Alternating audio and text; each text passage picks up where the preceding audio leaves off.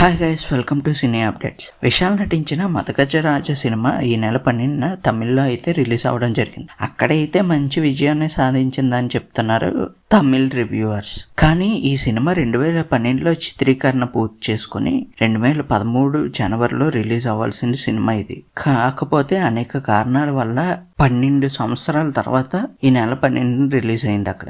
దీనికి డైరెక్టర్ అయితే సుందర్ సి గారు. మీకు అందరికీ తెలిసిందే కదా, వరుస పెట్టి సినిమాలు వస్తున్నాయి.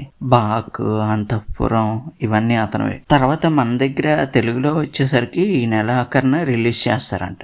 చూడాలి మరి వచ్చిన తర్వాత సినిమా ఎలా ఉంటుందో. ఎందుకంటే 12 సంవత్సరాల క్రితం సినిమా అంటే చాలా అవుట్డేటెడ్గా ఉంటుంది. నాగశౌర్య బర్త్డే సందర్భంగా తను నటిస్తున్న కొత్త మూవీ నుంచి టైటిల్ పోస్టర్ అయితే రివీల్ చేశారు మూవీ మేకర్స్. టైటిల్ వచ్చేసరికి బ్యాడ్ బాయ్ కార్తిక్ అంట. కానీ నాగశౌర్య నటిస్తున్న సినిమాలన్నీ ఫ్లాప్ అవ్వడంతో ఈ సినిమా మీద ఎక్స్పెక్టేషన్స్ లేవని చెప్పుకోవాలి. విక్రమ్ కొత్త cinema Veera Dheera Soren 2 March 27న release చేస్తారంట. ఇందులో ఎస్జే సూర్య ఒక కాప్ రోల్ లో కనిపిస్తున్నారు. తర్వాత దీనికి మ్యూజిక్ డైరెక్టర్ వచ్చేసి జీవి ప్రకాష్.